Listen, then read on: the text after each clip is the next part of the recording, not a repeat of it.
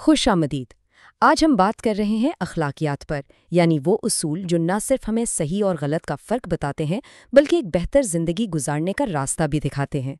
تو چلیں اس موضوع کی گہرائی میں اترتے ہیں۔ اچھا، کبھی سوچا ہے کہ ایک اچھی زندگی اور ایک اچھے معاشرے کی بنیاد آخر ہے کیا؟ یہ وہ سوال ہے جو صدیوں سے بڑے بڑے مفکر پوچھتے آئے ہیں، اور اس کا جواب کہیں نہ کہیں ہمارے روزمرہ کے فیصلوں میں ہی چھپا ہوا ہے۔ تو یہ اخلاقیات ہے کیا؟ آسان لفظوں میں یہ فلسفے کی وہ شاخ ہے جو انسانی اقدار اور موریلٹی کا جائزہ لیتی ہے۔ مطلب کیا صحیح ہے، کیا غلط، اچھائی کیا ہے، برائی کیا ہے، انصاف کسے کہتے ہیں۔ بنیادی طور پر یہ ایک پورا نظام ہے جو ہماری زندگی کو ایک بہتر سمت دینے کے لیے ہمارے رویوں کو تشکیل دیتا ہے۔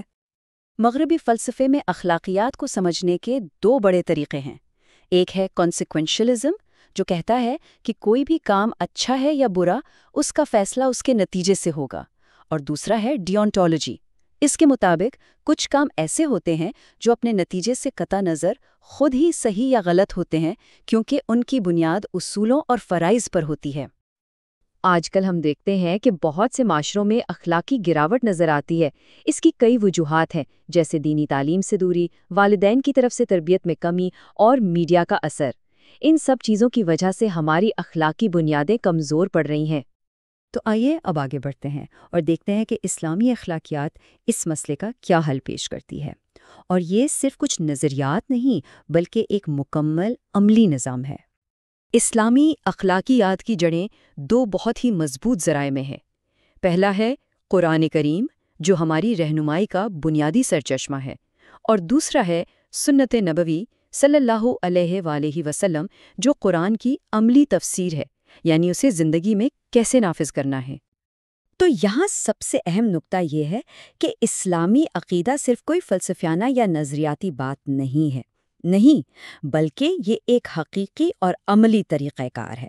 مطلب یہ کہ ایمان کا تعلق صرف سوچ سے نہیں بلکہ ہمارے عمل سے ہے۔ اب ہم اس بہترین مثال کو دیکھیں گے جس نے ان تمام اخلاقی اصولوں کو اپنی زندگی میں اپنا کر دکھایا۔ جی، ہم بات کر رہے ہیں پیغمبر اسلام صلی اللہ علیہ وآلہ وسلم کے کردار کی۔ نبی اکرم صلی اللہ علیہ وآلہ وسلم کو اسوہ حسنہ کہا جاتا ہے، یعنی کردار کا سب سے خوبصورت، سب سے کامل نمونہ۔ آپ کی زندگی ان تمام اخلاقی اصولوں کا ایک جیتا جاگتا ثبوت ہے جن کی اسلام ہمیں تعلیم دیتا ہے۔ آپ صلی اللہ علیہ وآلہ وسلم نے خود فرمایا، مجھے بہترین اخلاق کی تکمیل کے لیے بھیجا گیا ہے۔ یہ ایک جملہ آپ کے مشن کا مقصد واضح کر دیتا ہے، یعنی انسانیت کے لیے اخلاقیات کا ایک مکمل معیار قائم کرنا۔ اور خود قرآن پاک آپ کی بلند اخلاق کی گواہی دیتا ہے۔ سورۃ القلم میں اللہ تعالیٰ فرماتا ہے، اور بے شک آپ اخلاق کے عظیم مرتبے پر ہیں۔ آپ کے کردار کے چند نمایاں خوبیاں دیکھیں: عدل، نرمی اور رحم، معاف کر دینا، سچائی، عاجزی، صبر، سخاوت۔ یہ وہ خصوصیات ہیں جو نہ صرف ایک مثالی انسان بلکہ ایک مثالی معاشرے کی بھی بنیاد بنتی ہیں۔ اچھا، اب ذرا دیکھتے ہیں کہ یہ سارے اخلاقی اصول ہماری روزمرہ کی زندگی، ہمارے خاندان اور ہمارے معاشرے میں کیسے لاگو ہوتے ہیں۔ خاندان وہ پہلی جگہ ہے جہاں اخلاقیات کا امتحان ہوتا ہے، اور اس کی بنیاد ہے میاں بیوی کا رشتہ۔ نبی اکرم صلی اللہ علیہ وآلہ وسلم کا فرمان ہے، تمہارے حقوق تمہاری عورتوں پر ہیں اور تمہاری عورتوں کے حقوق تم پر ہیں۔ یہ حدیث ازدواجی زندگی میں باہمی احترام اور ذمہ داریوں کے توازن پر کتنا خوبصورتی سے زور دیتی ہے۔ والدین کے طور پر بچوں کی اخلاقی تربیت ایک بہت ہی بڑی ذمہ داری ہے۔ گھر ہی تو وہ پہلی درسگاہ ہے جہاں کسی کے کردار کی بنیاد رکھی جاتی ہے۔